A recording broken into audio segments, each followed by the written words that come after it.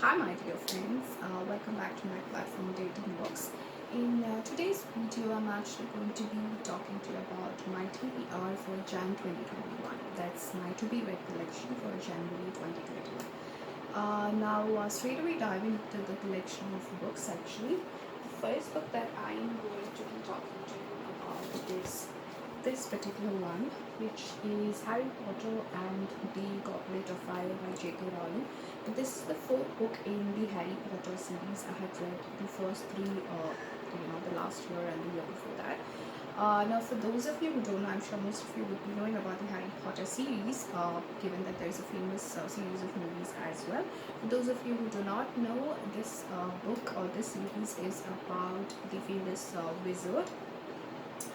He's kind of famous in the witchcraft and wizardry world. His name is Harry Potter, and he's just 10 years old when he's kind of rescued by the world of wizards, and he's put into this particular school, which is the Hogwarts School of Witchcraft and Wizardry. Doesn't have his parents, so he's being brought up by his aunt and uncle. That's his mom's sister. They do not kind of get along very well, and he's not being treated well. But there are his saviors from the wizardry world. For example, Hagrid, Albus Dumbledore, who's the heads the school of Hogwarts, and he's kind of gets admitted into that, and he kind of gets admitted into that school. So each book is each year's worth of stories, and this particular one is basically about this Triwizard tournament that happens across schools, and the age limit to take part in this tournament is about 17, and he's only 14. He gets admitted there at the age of 10, fourth book, so 14 years old. But somehow somebody wants to see him killed, and so his name appears in that Triwizard tournament.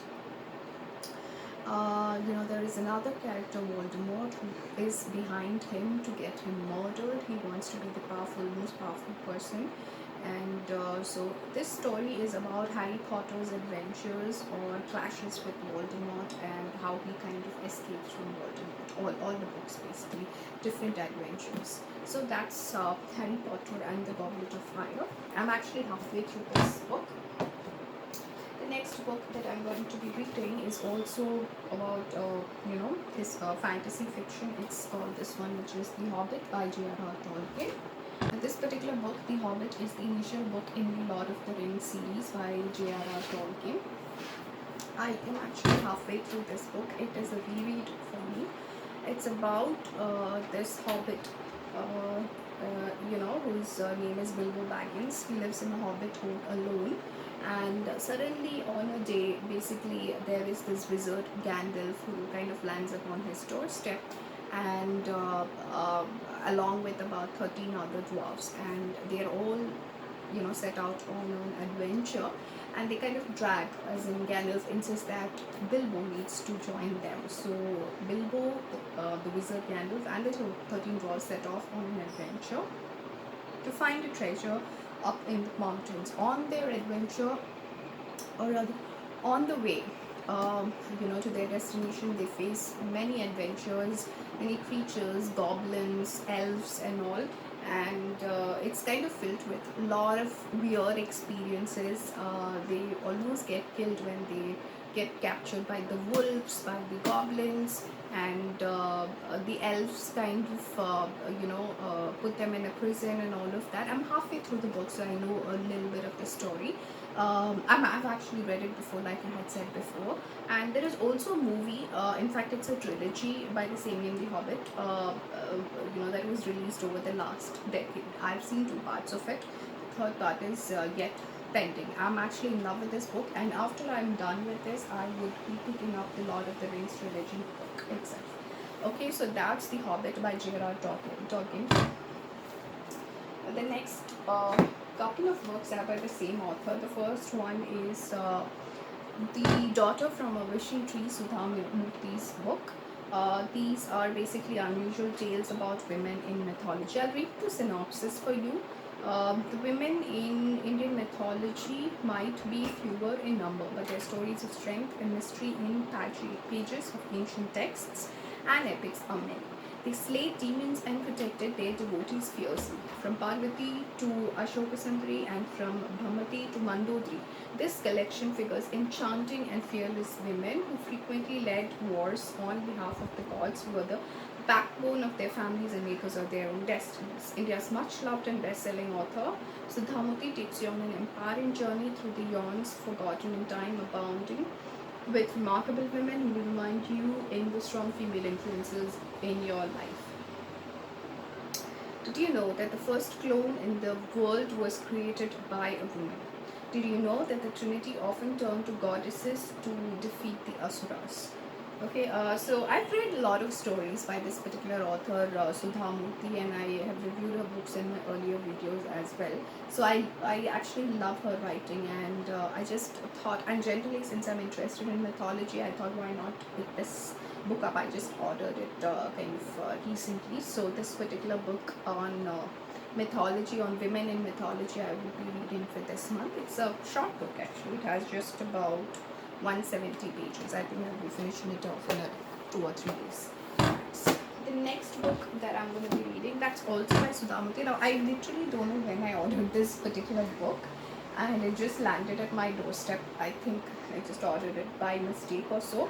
But since I ordered it, or somebody else ordered it for me, I don't know. I thought I'll just go ahead and read this book, Grandma's Bag of Stories. It's basically for kids, for children, but I anyways love children's books. So I'm planning to read this particular book as well. It's all kid stories. I'm sure to love it. In fact, this is also a short book. It has about 170 pages, and the writing is also like for kids to read. It's not like too tiny, like you can see. And they're filled with images.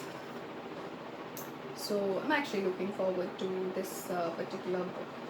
So that's on the it's another image.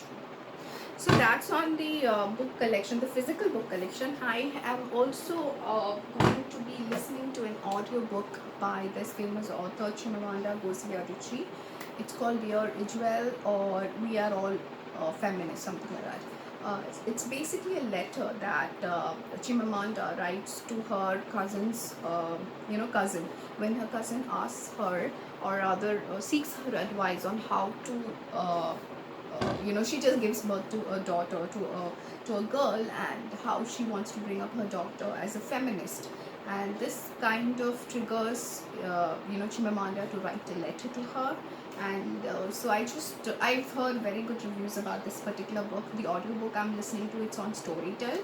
It's about 1 hour long, so I just started listening to it, and I thought I'll go ahead and listen to the audiobook rather than ordering the book and buying it and reading. And if it's very good, then I will definitely order a copy of it.